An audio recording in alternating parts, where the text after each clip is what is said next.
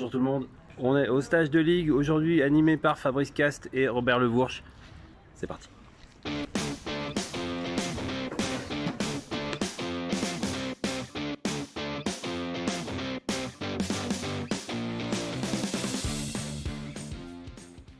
Alors Robert Levourche, bonjour.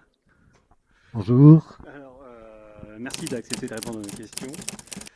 Je voudrais savoir déjà, ce stage est ouvert aux pratiquants de tout niveau. Alors qu'est-ce que vous souhaitez leur transmettre aujourd'hui? Ce qui est important de transmettre, c'est l'héritage qu'on a reçu de Maître Tamura, cette personne extraordinaire avec qui nous on a appris, on a parcouru la France pour ces stages. Donc au fil des années, on a quand même essayé de comprendre un peu son enseignement. Mais le but de ce genre de stage, c'est de transmettre cet enseignement avec les fondamentaux, surtout les fondamentaux. Alors justement, le thème de travail choisi par la fédération pour cette année, c'est Keiko. Keiko, c'est la pratique, mais pas que la pratique reliée au passé, ce qui s'est passé, à la voix des anciens, et en s'appuyant dessus, sur l'expérience acquise, sur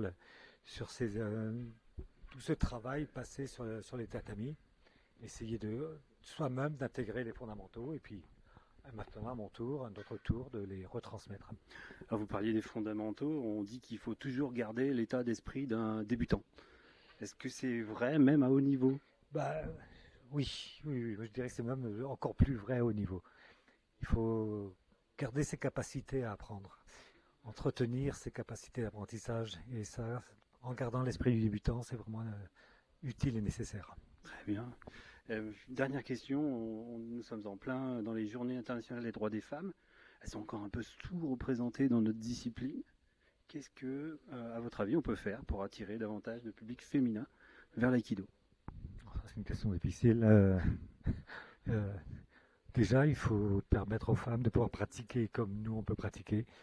Il faut éviter d'avoir des comportements un peu machistes, même si ça reste un peu sociétal, mais c'est-à-dire que les gens ont toujours le sentiment que les arts martiaux c'est pour les hommes, mais ça change. Et maintenant, je pense que les femmes ont en elles, intrinsèquement, plus de chances de travailler sans force que nous, nous les hommes. Donc il faut mettre ça en avant. Un travail sans force, un travail fluide, ce qu'elles ont la capacité de faire. Après, c'est vrai que le handicap de la nature, c'est souvent elles s'arrêtent, souvent pour les maternités, des fois c'est le travail, mais ils sont en maternité, mais il faut toujours permettre à ce qu'elles aient leur place, pas parce que ce sont des femmes, mais parce qu'elles ont un talent, et puis qu'il faut leur permettre de le mettre en valeur. Très bien. Tout simplement. Super. Merci beaucoup Robert Levourche de m'avoir consacré du temps. C'est moi. Merci. Alors Philippe Savreux, bonjour. Vous êtes le responsable du club de Caluire. Ouais. C'est ça. Alors déjà, merci de nous accueillir dans ce super dojo qui est vraiment magnifique. Je fais un petit panorama pour... Surtout, il faut bien voir. On n'est pas habitué à le voir en entier comme ça, parce que d'habitude, il est fermé ici. Là, on a la chance de l'avoir en 3 tiers, qui a été bien utile à 100 personnes. Oui, on est 98 pratiquants aujourd'hui sur le tatami, ça doit faire quelque chose. Oui. C'est émouvant, on aimerait bien être comme ça tous les cours. Vous êtes combien dans le club d'habitude? On est, avec les enfants, cette année, on est entre 50 et 60. Voilà, et ce matin, on était 6 ou 7 du club sur le tapis, et on sera un peu plus cet après-midi. Super. Vous accueillez souvent des stages et des... Oui, on accueille assez souvent. La dernière fois, au mois de novembre, on a accueilli un truc, c'était assez nouveau pour nous parce que c'était ouvert aux non-pratiquants d'aïkido. On a accueilli, dans le cadre de la journée de lutte contre les violences faites aux femmes, on a accueilli un stage de découverte de l'aïkido self-défense qui était ouvert à la population générale, on va dire. Et on était là largement plus de 100 sur ce tapis-là. Et c'était très sympa, ça a fait connaître aussi l'aïkido plus largement. Très bien, merci en tout cas et bonne fin de journée. Avec plaisir. Fabrice Cast, bonjour. Bonjour à vous. Alors, j'espère pas vous vexer en vous disant qu'on vous connaît un peu moins dans la région en tout cas que Robert Levourche. Est-ce que vous pouvez nous parler de votre parcours dans l'aïkido? Déjà, vous me vexez pas parce que pour moi c'est une qualité, je suis très discret. Alors mon parcours dans l'aïkido, moi j'ai commencé à côté d'Aix-en-Provence parce que je suis né pas loin. Donc j'ai eu la chance de pratiquer très tôt avec Maître Tamura et surtout avec pas mal de ses anciens élèves et des vieux élèves qui sont encore sur les tatamis aujourd'hui. Voilà, mais la liste est trop longue, donc je vais pas Oui, ça fait un les peu long. énoncer ici. Voilà. Je comprends, merci. Et alors, vous êtes CEN. Est-ce que vous pouvez nous expliquer en quoi consiste cette fonction? Alors déjà, vous avez raison, CEN, c'est une fonction. En quoi ça consiste? Eh ben déjà, je pense que la première des règles, c'est que ça consiste à avoir déjà une recherche personnelle, mais aussi collective et portée par le collectif des autres CEN, par la fédération. Toujours travailler, toujours progresser, et puis essayer d'avoir et d'amener le collectif au plus proche des ligues, des CID, des clubs. Voilà, la recherche collective qu'on peut avoir au CEN. Et puis comme on est CEN à la FFAB, c'est en toute modestie assurer la transmission de l'aïkido que Maître Tamura nous a légué à tous. Effectivement. Alors en plus, il y a aujourd'hui des pratiquants sur le tatami, de clubs de toute la région, avec des habitudes, des niveaux un peu différents. Comment est-ce que vous arrivez à unifier la pratique sur le tatami entre débutants, anciens et pratiquants de divers clubs? Alors, c'est vrai que les niveaux sont différents, mais on est tous différents. Mais en même temps, on a tous un point commun. On est tous on est différents, mais finalement, on est tous pareils aussi. Donc, je me formalise pas, je me pose pas de questions sur le niveau.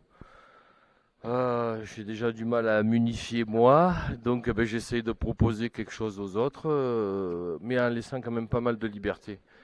Les niveaux sont différents, donc ça veut dire que les exigences et la recherche et le niveau de recherche est différent pour tout le monde. On a tous notre recherche en Voilà, fait. donc il faut s'adapter, puis savoir donner à certains ce qu'il faut, à d'autres peut-être quelque chose de différent, mais en même temps pas si différent que ça.